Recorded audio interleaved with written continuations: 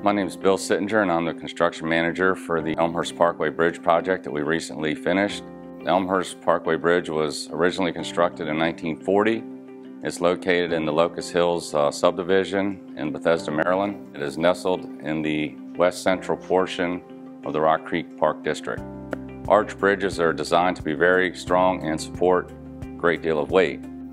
The design is to have the building material use its own pressure and force to support itself. This particular arch bridge is a single-span structural plate arch made of galvanized steel. In the early days, the arch bridge would be made of entirely rock.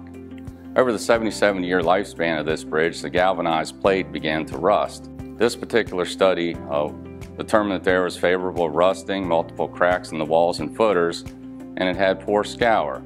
Scour is just basically eroding of the foundation. With the elements of distress that the bridge showed, it proved that the bridge was within the guidelines to be renovated. The design team put together ideas on how they could achieve the same aesthetic appeal as the original structure. They came up with the idea to use an arch style again. Research found that a precast concrete segmental style span system would provide the dynamics of the existing bridge and would give the bridge the unlimited weight restriction that we were looking for.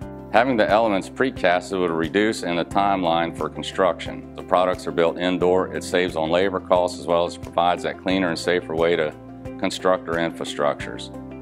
In completion, the wall facing was designed to have the stone finish look much like the existing bridge. Montgomery County Department of Transportation worked in conjunction with Maryland National Capital Park and Planning Commission to complete this project.